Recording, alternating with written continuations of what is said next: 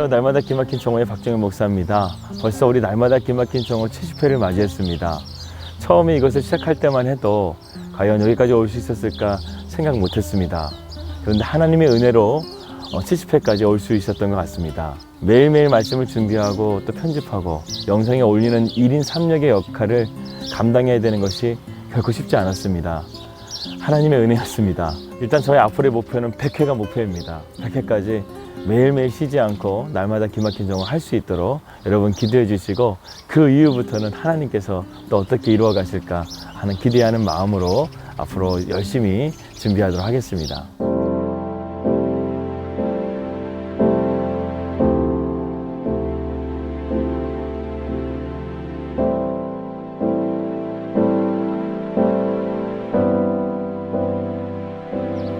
계속해서 우리는 바울의 전도 여행을 살펴보고 있습니다. 마게도냐의 첫 번째 성이었던 빌립보 지역에 도착해서 바울은 두 사람을 만나게 됩니다.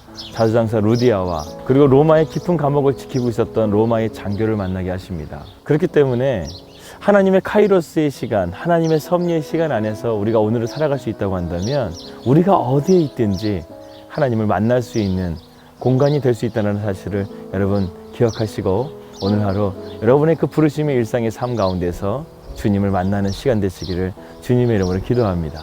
이 하나님의 놀라운 구원의 역사를 이루기 위해서 바울은 로마의 감옥에 들어가셨을 때 자신의 신분을 말하지 않았습니다. 우리가 잘 알다시피 바울은 로마의 시민권자였습니다.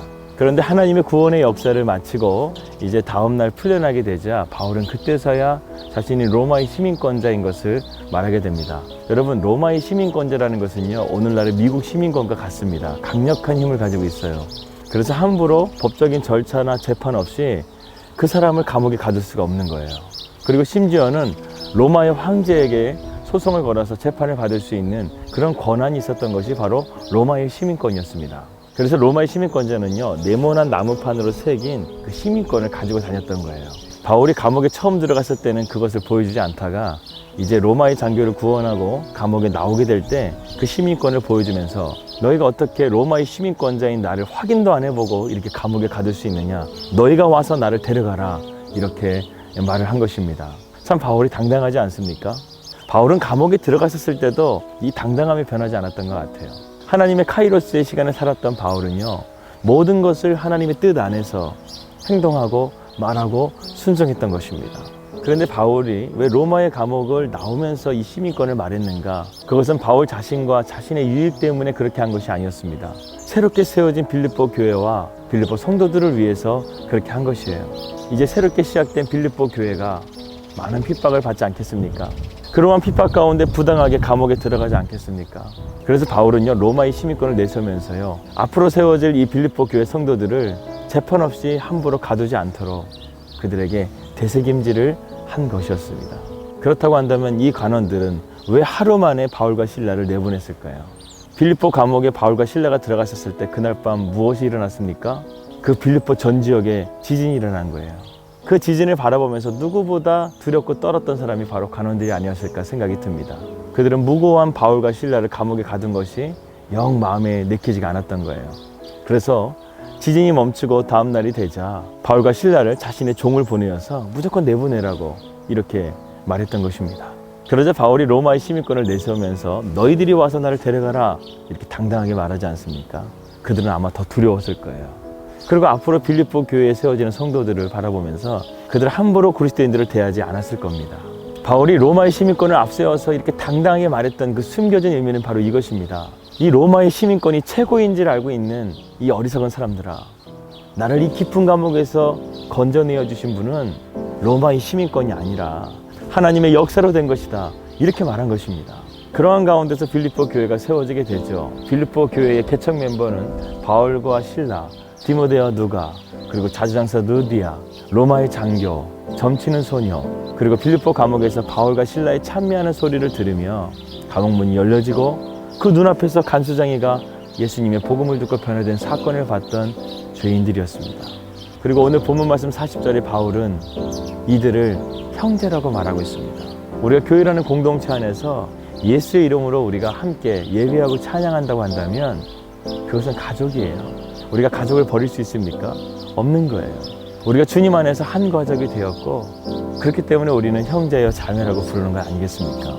저희가 뉴질랜드 올 때만 해도 이곳에 아는 사람이 하나도 없었습니다. 하나님께서 저희를 이곳에 부르셔서 내 가정을 만나게 하셨는데요. 매일 저녁마다 함께 밥을 먹고 은혜의 간증들을 나누면서요.